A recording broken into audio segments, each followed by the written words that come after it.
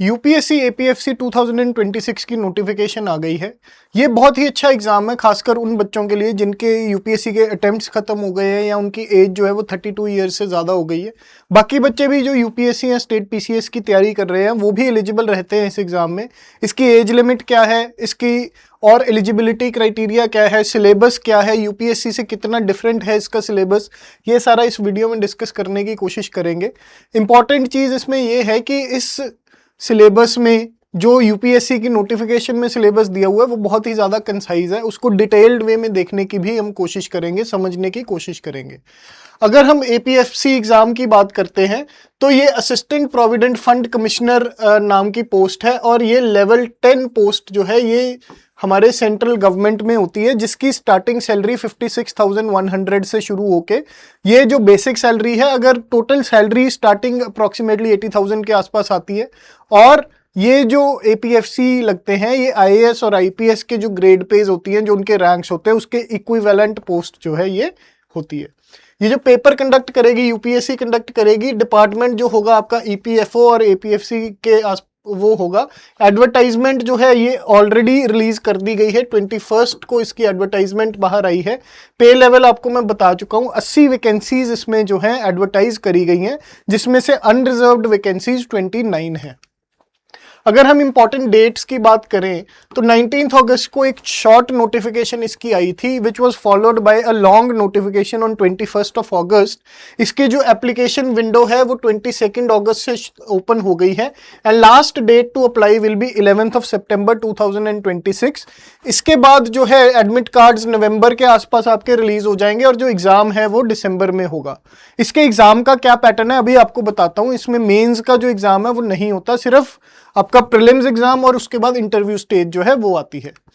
इसमें अगर आपको अप्लाई करना है तो वेबसाइट है आपकी upsconline.nic.in। इस वेबसाइट पे जाके आप इस फॉर्म के लिए अप्लाई कर देते हो। ये जो विजिट पोर्टल यहाँ से आपका खुल जाएगा। इसके बाद ओटीआर जो है वन टाइम रजिस्ट्रेशन आपको करनी पड़ेगी। अगर आपने यूपीएससी के एग्जाम के लिए रजिस्टर नहीं करा है इससे पहले तो आपको ओटीआर करना पड़ेगा। फिर लॉगिन करो, एपीएफसी के एग्जाम को सिलेक्ट करो, डिटेल्स अपनी फिल करो, डॉक्यूमेंट्स अपलोड करके फीस पे कर दो एंड सबमिट कर दो उसको। फीस कितनी है? फीस इसकी 25 रुपये है जनरल और बाकी कैंडिडेट्स के लिए, और जो रिजर्व्ड कैटेगरी है उनके लिए कोई भी फीस इसकी नहीं है। ठीक है, सो अच्छा एग्जाम है, अच्छी जो पर्क्स हैं इसमें वो ये दे रहा है आपको। इसके बाद एज लिमिट की अगर हम बात करें तो एज लिमिट इसकी 35 ईयर्स है, specifically for general and EWS candidates. बाकी कैटेगरीज के लिए एज रिलैक्सेशन है। अगर हम देखें तो एससी एसटी कैंडिडेट्स के लिए 5 ईयर्स की रिलैक्सेशन है, they can fill the form up to the age of 40।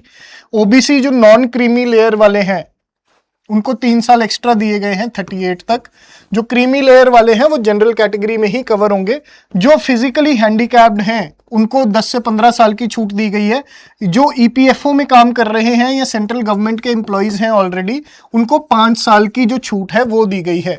जो स्टेट गवर्नमेंट के एम्प्लॉयज हैं, स्टेट गवर्नमेंट के एम्प्लॉयज को कोई भी इसमें एज रिलैक्सेशन नहीं दी गई है। They will have to adhere to the normal age limits जो भी उनको अप्लाई हो रही है। ठीक है, एजुकेशनल क्वालिफिकेशन की बात करें तो सिर्फ ग्रेजुएशन जो है वो ही मैंडेटरी है इसमें। उसके बाद की जो भी आपके पास क्वालिफिकेशंस हैं वो मैंडेटरी नहीं है। यहाँ पे ग्रेजुएट होने आप चाहिए। ठीक है, डिजायरेबल इसमें ये एक्सेप्ट कर लेते हैं, आपको इंटरव्यू में शायद एक्स्ट्रा मार्क्स मिल जाएं अगर आपने कंपनी लॉ करा है, लेबर लॉज में आपको एक्सपीरियंस है या पब्लिक एडमिनिस्ट्रेशन में आपने मास्टर्स करा हुआ है। डिजायरेबल है बट नीडेड नहीं है, इसकी डिफरेंस हमें पता होना चाहिए। ठीक है, अगर हम इसकी पोस्ट्स की बात करें तो अनरिजर्व्ड में 29 है, ओबीसी कैटेगरी में 18 है, एससी कैटेगरी में 15 है, एसटी कैटेगरी में 10 है एंड ईडब्ल्यूएस कैटेगरी में 8 पोस्ट्स जो हैं वो दी गई हैं। लेवल 10 है इसका, जो आपका पे स्केल में ये लेवल 10 पे आता है, जो कि आईएएस एंड आईपीएस ऑफिसर्स के इक्विवेलेंट होता है। ठीक है, ये जो इसका अगर हम एग्जामिनेशन पैटर्न की बात करें तो ये एक 2 स्टेज प्रोसेस है। ठीक है, 2 स्टेज प्रोसेस है। पहले आपका प्रीलिम्स का एग्जाम होगा, राइट, एंड देन इसके बेसिस पे जो लोग कट ऑफ क्लियर करेंगे उनका इंटरव्यू होगा, यानी कि पर्सनल जो आपका पर्सनालिटी डेवलपमेंट का, वो पर्सनालिटी का टेस्ट होगा आपका। ठीक, अगर हम रिक्रूटमेंट टेस्ट या प्रीलिम्स वाले एग्जाम की बात करते हैं, ये offline pen and paper OMR based paper होगा जिसमें 120 क्वेश्चन पूछे जाएंगे। हर एक क्वेश्चन 2.5 मार्क्स का होगा। टोटल 300 मार्क्स का ये पेपर रहेगा और 2 आवर्स में आपको इस पेपर को अटेम्प्ट करना है। 1/3 of the marks will be deducted as negative marking also। इसके बाद जो भी लोग इसकी कट ऑफ क्लियर करके जाएंगे उनका पर्सनल इंटरव्यू जो है वो कंडक्ट करवाया जाएगा and it will be out of 100 marks. इसमें अगर आपके पास कंपनी लॉ वगैरह है, आपने कुछ पढ़ रखा है, उसमें आपको शायद कुछ एक्स्ट्रा एडवांटेज इसमें मिल जाए, बट ओवरऑल सबके लिए एक लेवल प्लेइंग फील्ड इसमें बनाया गया है। Right, it is conducted in Hindi और इंग्लिश। आपकी कैंडिडेट की चॉइस रहेगी, आप हिंदी में करना चाहोगे या इंग्लिश में करना चाहोगे। जो फाइनल मेरिट लिस्ट होगी आपकी, इसके 300 नंबर और इसके 100 नंबर, 400 में से टोटल में से आपकी फाइनल मेरिट लिस्ट बनेगी और इसमें जो टॉप में रैंकर्स आएंगे उनको पोजीशंस मिल जाएंगी। ठीक है, इसके बाद एग्जामिनेशन पैटर्न मैं आपको ऑलरेडी बता चुका हूं। ये जो पेपर रहेगा ये बाइलिंगुअल रहेगा। इंग्लिश के जो क्वेश्चंस रहेंगे वो सिर्फ इंग्लिश में ही आपसे पूछे जाएंगे। Objective type multiple choice questions जो हैं इसमें पूछे जाएंगे। ठीक है, अगर हम इसके कॉमन सब्जेक्ट्स की बात करते हैं तो इसमें जनरल इंग्लिश पूछी जाएगी जो कि आपका CSAT का पार्ट रहता है यूपीएससी में। अगर हम यूपीएससी से कंपेयर करें या स्टेट पीसीएस से कंपेयर करें तो हमारा 70% सिलेबस जो है इट इज ओवरलैपिंग। 70% सिलेबस जो है ओवरलैप करता है। फिर Indian culture, heritage, freedom movements and current events, right, governance and constitution of India, polity है, present trends in Indian economy, ये आपका जो इंडियन इकोनॉमी वाला पार्ट हो गया। Then accounting, auditing, industrial relations and labour laws, this is the main thing which differentiates this paper. ठीक है, ये जो है ये थोड़ा सा अलग हो जाता है।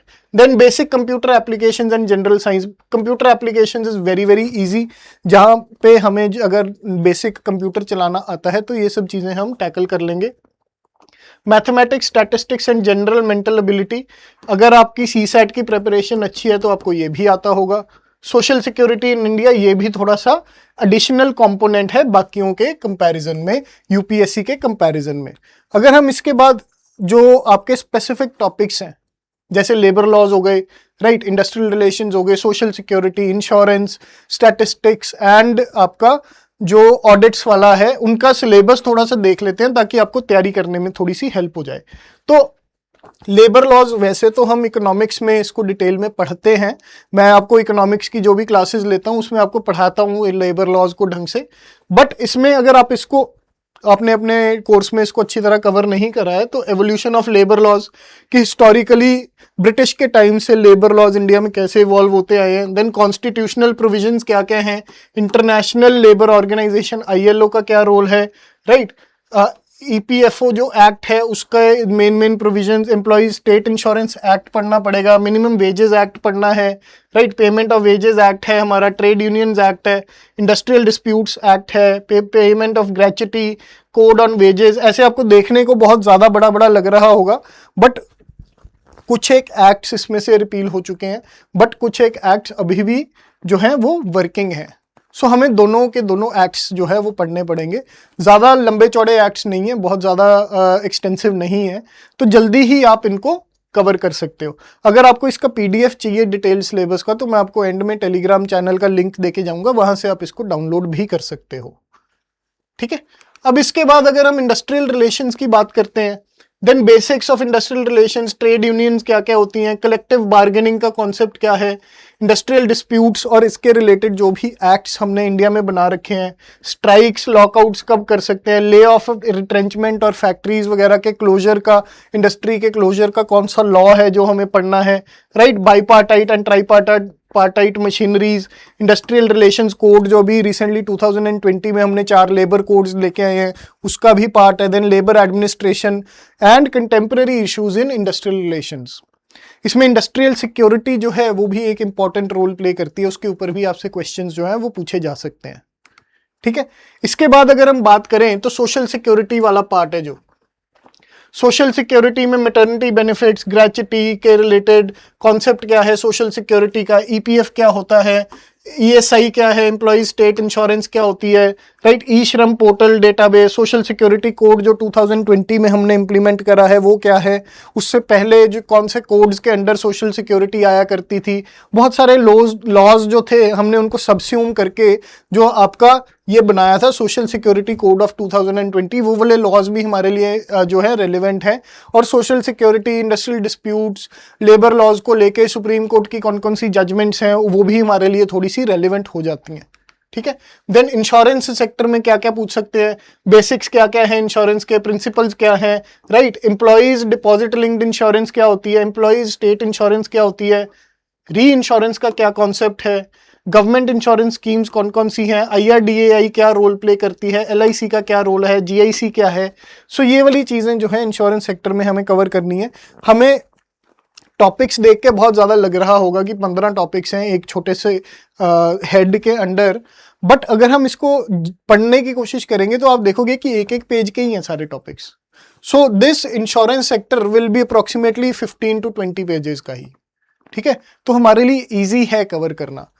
इसके बाद अगर हम ऑडिटिंग एंड स्टैटिस्टिक्स की बात करते हैं तो fundamentals of auditing, auditing process क्या होता है, वाउचिंग क्या होती है, ऑडिट रिपोर्ट्स, ऑडिट एविडेंसेस क्या होते हैं, एरर्स एंड फ्रॉड्स कैसे ढूंढे जाते हैं ऑडिट रिपोर्ट्स में, ऑडिटर्स की क्या रिस्पॉन्सिबिलिटीज और ड्यूटीज होती हैं, टाइप्स ऑफ ऑडिट क्या है, internal control, verification and valuation कैसे करनी है हमें, राइट। स्टैटिस्टिक्स में basic measures of central tendency जैसे आपको देखने को मिल सकते हैं questions, mean, median, mode, standard deviation के ऊपर। देन डेटा रिप्रेजेंटेशन, बार चार्ट्स, पाई चार्ट्स, आपके जो हैं नॉर्मल लाइन चार्ट्स आपसे पूछे जा सकते हैं, correlation, sampling, frequency distribution, probability, measures of dispersion, measures of central tendency जो है ये सब चीज़ें पूछी जा सकती हैं जो कि बहुत मुश्किल नहीं है। स्टैटिस्टिक्स में मुझे लगता है कि 2 से 3 दिन में आप पूरी की पूरी स्टैटिस्टिक्स को कवर करके जा सकते हो, ठीक है। सो ये जो पूरा का पूरा सिलेबस है जिसकी हम बात कर रहे हैं, जो इन एडिशन टू UPSC या स्टेट PCS है, जो कि आपका लेबर कोड्स, इंडस्ट्रियल रिलेशंस, आपका इंश्योरेंस वाला सेक्टर, आपका ये स्टैटिस्टिक्स और ऑडिटिंग वाला पार्ट, और एक और जो पार्ट आपका पीछे हमने डिस्कस किया था, ये सब मिला के आपके 45 to 50 डेज का जो है वो बनता है, ठीक है। 45 to 50 डेज में इसको आप इजीली कंप्लीट कर सकते हो and it is a very good exam. अगर आप 45 से 50 दिन में इसकी अच्छी तैयारी करके इसको निकाल जाओ तो आपकी लाइफ जो है वो एक IAS IPS ऑफिसर के जैसी हो सकती है, उनसे भी बेटर हो सकती है, क्योंकि इस जॉब में उतना वर्क प्रेशर नहीं है जितना उनकी जॉब्स में है, ठीक है। So please keep this thing in mind. Then इसके अलावा आपको पॉपुलेशन डेवलपमेंट और ग्लोबलाइजेशन पढ़नी पड़ सकती है, जो कि बेसिक सब्जेक्ट है, हम ऑलरेडी इसको UPSC में पढ़ते हैं ढंग से, ठीक है। पे लेवल की बात है, सैलरी स्ट्रक्चर अगर हम देखें तो 56,100 से लेके 1,77,500 तक का इसका वो है, स्केल है पूरा का पूरा, राइट। इसके अलावा DA, HRA, TA and medical facilities, medical insurance भी गवर्नमेंट ऑफ इंडिया जो है आपको प्रोवाइड करती है। आपकी जो सैलरी होती है वो सेंट्रल गवर्नमेंट ही इंश्योर करती है वहाँ पे, ठीक है। अब अगर इसकी की टेक अवेज की बात करते हैं तो अप्लाई आपको 11 सितंबर से पहले पहले करना है। कंक्लूड करते हैं हम इस लेक्चर को, 11 सितंबर से पहले पहले अप्लाई कर दो। एज जो है इसकी 35 से कम कम है, आपको याद रहना चाहिए। ग्रेजुएशन जो है वो इनफ है and written test is on 20th December of 2026। So good, आपके पास सितंबर, अक्टूबर, नवंबर एंड दिसंबर 4 महीने हैं, 40 दिन का सिलेबस है, ठीक है। उसको 3 बार भी रिवाइज करोगे तो आपको इजीली आप पेपर में जाके बैठ सकते हो और एक अच्छी पोस्ट में सिलेक्ट हो सकते हो, ठीक है। अगर आपको ये PDF चाहिए तो ये मेरा टेलीग्राम चैनल है, यहाँ पे मैं डिटेल्ड एनालिसिस इस PDF का डाल दूंगा, आप वहाँ पे जाके इसको एक्सेस कर सकते हो। ये मेरा अकाउंट है अखिल कुमार बंसल PPS, आप इसको सर्च भी कर सकते हो, DSP अखिल कुमार के नाम से आपको मिल जाएगा टेलीग्राम पे, राइट। या अगर आप इंस्टाग्राम पे मेरे को मैसेज करोगे मैं आपको वहाँ भी शेयर कर दूंगा। ये मेरा इंस्टाग्राम हैंडल है bansal.akhil28, आप यहाँ पे जाके मेरे साथ कनेक्ट कर सकते हो। अगर आपको और कुछ डाउट्स हैं इस पेपर की तैयारी को लेके तो आप इस नंबर पे हमारे साथ कांटेक्ट भी कर सकते हो। हमारी जो टीम है आपको मेरे साथ बात करवा देगी, आपके जो भी डाउट्स हैं I will try to clear them off, ठीक है। So thank you very much, please do not miss this opportunity, this is a very good exam.